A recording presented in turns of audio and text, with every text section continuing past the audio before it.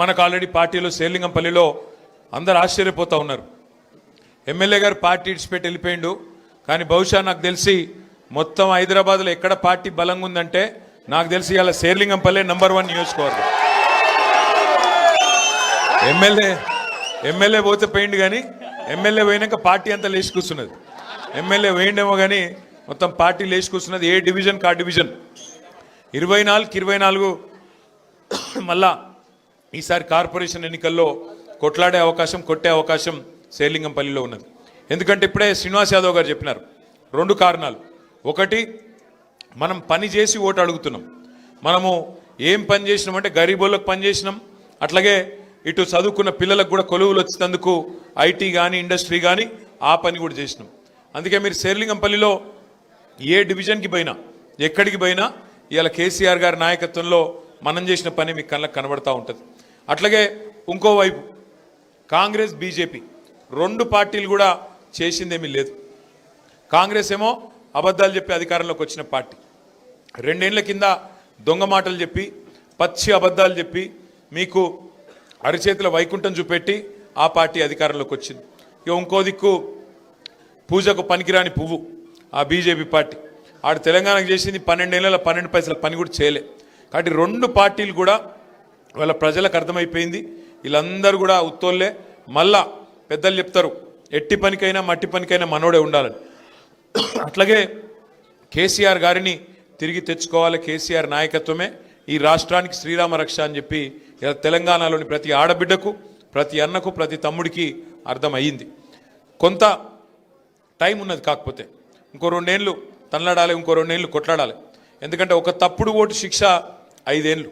నేను అందుకే నిన్న మొన్న జిల్లాలు తిరిగినట్టు వరంగల్ పోయినా, కామారెడ్డి పోయినా, ఇంకా వేరే జిల్లాలు పోయినా, సిరిసిల్ల పోయినా, కరీంనగర్ పోయినా, అంతటా నేను ఒకటే చెప్పిన, ఏమంటే మీరు గుర్తుపెట్టుకోండి, ఓటేసే ముందు 1-2 సార్లు ఆలోచించుకోవాలి. తప్పు ఓటేస్తే 5 ఏళ్ల తర్వాత మళ్ళీ మనకు కరెక్షన్ అవకాశం ఉంటుంది తప్ప 5 ఏళ్ల లోపల మనం చేయగలిగేది ఏమి ఉండదు. అందుకే ఓటేసేటప్పుడు పైసలకు, కులానికి, మతానికి కాకుండా మనకు ఏ నాయకుడు అయితే కరెక్టు, ఏ పార్టీ అయితే మనకు న్యాయం చేస్తుంది, ఈ ఆలోచనతో ఓటేయాలి తప్ప మనం కన్ఫ్యూజ్ కావద్దు అనేది ముందుగా నా రిక్వెస్ట్. శేర్లింగంపల్లిలో నిజానికి పార్టీ ఇవాళ అద్భుతంగా ఉన్నది. ఏ డివిజన్ కా డివిజన్ 24 డివిజన్లలో ఏ డివిజన్ కా డివిజన్లో ఇలా పోటీ వాతావరణం ఉన్నది. నేను కొట్లాడతా అంటే నేను కొట్లాడతా అని చెప్పి ఇలా నాయకులు ఒకరితోనొకరు కొట్లాడుతూ ఉన్నారు. హైదరాబాద్ మహానగరంలో ఒకటైతే పక్కా, హైదరాబాద్ మహానగరంలో నాకు తెలిసి నాకున్న అవగాహన మేరకైతే కార్పొరేషన్ 1 అయినా 2 అయినా 3 అయినా 4 అయినా ఎగిరేది మాత్రం గులాబీ జెండానే. ఇది మాత్రం పక్కా, అందులో ఏ అనుమానం లేదు, ఎందుకంటే మనకు నాయకత్వం ఉంది. శ్రీనివాస్ యాదవ్ గారు, కృష్ణారావు గారు, మన లక్ష్మారెడ్డి గారు, అట్లాగే వివేకానంద్ గారు, బ్రహ్మాండమైన ఎమ్మెల్యేలు, సుధీర్ రెడ్డి గారు మనకే ఉన్నారు, కాలేరు వెంకటేష్ గారు, ముఠా గోపాల్ గారు, ఒకరిద్దరు కాదు, గట్టి నాయకత్వం ఉన్నది. ఎవరైతే వాళ్ళ సొంత పనుల కోసం వెళ్ళిపోయినారు. శేర్లింగంపల్లిలో గాంధీ వెళ్ళిపోయిండు, అక్కడ పక్కన రాజేంద్ర నగర్లో ప్రకాష్ గౌడ్ సాబ్ వెళ్ళిపోయిండు, ఇక్కడ దానం నాగేంద్ర వెళ్ళిపోయిండు.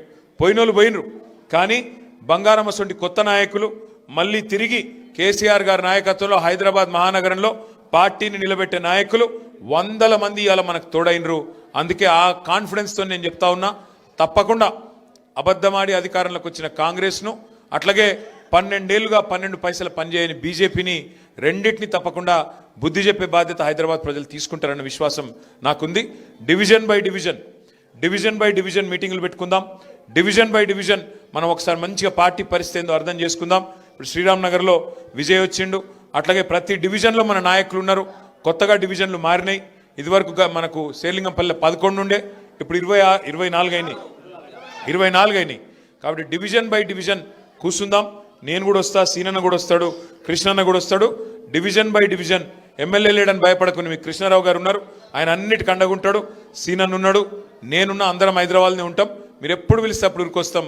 కానీ ఒక్క మాట నేను ముగించే ముందు మీకు చెప్పేది, చదువుకున్న పిల్లలు, విజయ్ కుమార్ రెడ్డి లాంటి పిల్లలు ఇంకా ఎంతమంది ముంగటికొస్తే మనకు అంత లాభం జరుగుతుంది. ముఖ్యంగా మా ఆడబిడ్డలతో నా ప్రార్థన, దయచేసి ఆలోచించి ఓటేయాలని మన వాళ్ళందరికీ చెప్పాలి. ఎందుకంటే లాస్ట్ టైం మీరు హైదరాబాద్లో మన కోటేషన్, కానీ ఇవాళ రాష్ట్రం పరిస్థితి ఏమైందో మీ కళ్ళ ముంగట్నే ఉన్నది. రాష్ట్రం మొత్తంలో ఇవాళ అన్ని వ్యాపారాలు డౌన్ అయినాయి, అన్ని వాణిజ్య సంస్థలు డౌన్ అయినాయి. కొత్త కొలువులు వచ్చింది లేదు, ఉన్నవి పోయే పరిస్థితి ఉన్నది. శాంతి భద్రతలు కూడా అక్కడ చక్కగా లేవు. పట్టపగలు మన సుల్తాన్ బజార్లో SBI మెయిన్ బ్రాంచ్లో తుపాకీతో కాల్చి 8 లక్షల రూపాయలు పట్టపగలు ఎత్తుకపోయే పరిస్థితి. మీ చందానగర్లో పట్టపగలు జ్యువెలరీ షాప్ మీద దాడి చేసి బంగారం ఎత్తుకపోయే పరిస్థితి. పట్టపగలు మర్డర్లు అవుతున్నాయి. ఇవాళ కేసీఆర్ గారు ఉన్నప్పుడు ఎంత పటిష్టంగా హైదరాబాద్లో శాంతి భద్రతలు ఉండే, ఇవాళ ఏమైంది పరిస్థితి మీ కళ్ళ ముంగటనే అన్నీ తెలుస్తూ ఉన్నాయి. కాబట్టి తొందరలో వచ్చే కార్పొరేషన్ ఎన్నికల్లో గులాబీ జెండా ఎగిరేసే దిశగా ఇంకా ఉధృతంగా ముంగడికి పోదాం. డివిజన్ బై డివిజన్ పనిచేసుకుందాం, సిస్టమేటిక్గా పనిచేద్దాం.